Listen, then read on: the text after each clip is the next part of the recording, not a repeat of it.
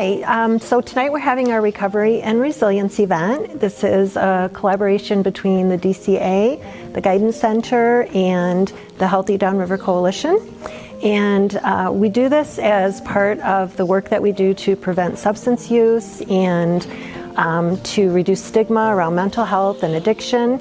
And so this is just a really fun event that we do every year, and we try to bring a lot of people together to hear stories from those who have been suffering in addiction and who have come out on the other side, and we want to be an inspiration to those who might still be suffering.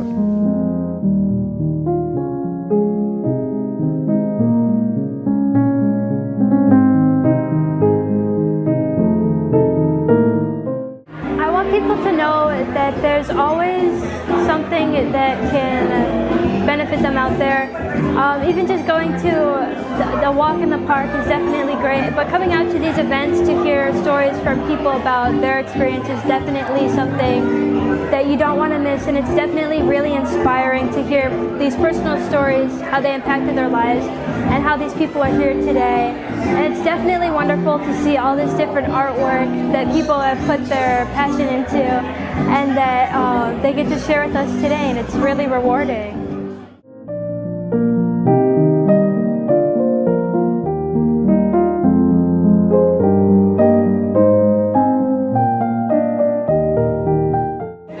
My creative journey is kind of all over the place. I just start putting colors down and I see where it can go. I'll have an image in my head, like the ocean here, and I just keep layering until it feels right. Sometimes it's really hard and you kind of want to walk away from it and kind of have to come back to it, but I just kind of keep pushing myself. So my process is very strange sometimes.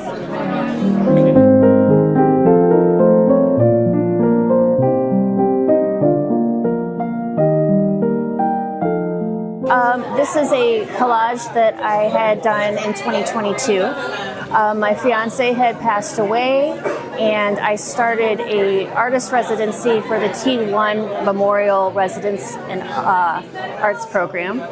And I wanted to create a series that kind of explored grief in a way that didn't necessarily have to do with death. I wanted to show grief in ways that change us.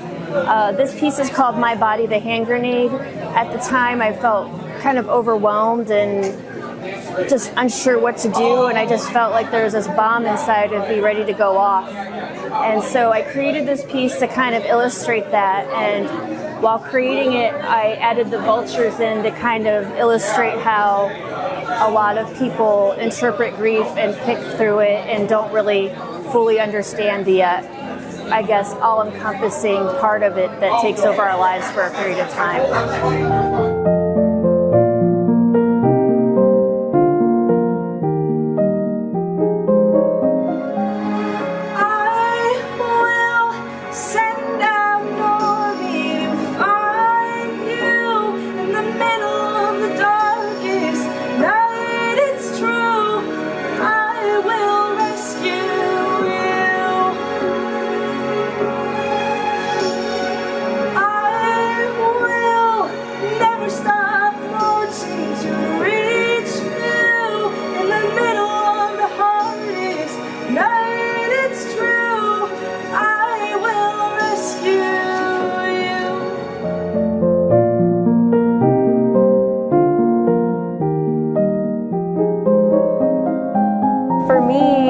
My goal in sharing this very vulnerable story, if it can just help one person feel less alone, then it was worth it to me.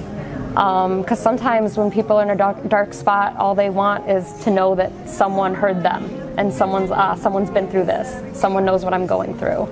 And so, I think that's the most important part to me, but also the evolving piece of you can come back and recover from anything. I think Alona hit it on the nose. It's just transformational, and knowing that you can come out of anything. And also, it's nice to know that I think reading it, readers will understand and see that coming out of something and perseverance is non-linear. And I think knowing that will make people feel better about their own lives too. You know, you're not going to get something on the first try, you're not going to come out of something right away, but knowing that you can get there, that's the important thing. For me, as the illustrator, I would like people that pick up this book and realize how much thought and symbolism is in this book, right? So there's symbolism of religion, symbolism of, you know, societal norms and how those are being constantly broken and tested throughout the book. Even the symbolism of the skeletal structure, you know, people may not notice this right away, but the main character of the book starts skeletal and is a regular person at the end. Like, what does that mean? You know what I mean? And I think it should be left open for interpretation, but I think when the styles change and the colors change and the symbolism of different things happening, like there's more that meets the eye, and I think if people are willing to read it slow and absorb it slowly, that's when the juice is worth the squeeze, you know? Yeah, no, for sure. And it's just, I'm not saying it because it's our poetry book, but I haven't seen another poetry book like this, and we purposely did that. We made it more of like a project than just a poetry book. We wanted the drawings to tell just as much of a story as the words, and not every poetry book even tells a story, but this one does.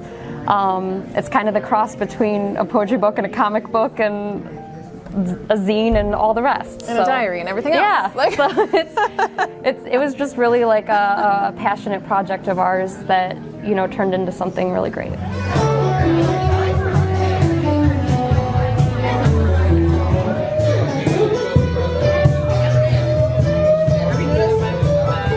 As you can see, the flame for the candle is out, and I felt my protection was gone, and it turns out it wasn't gone.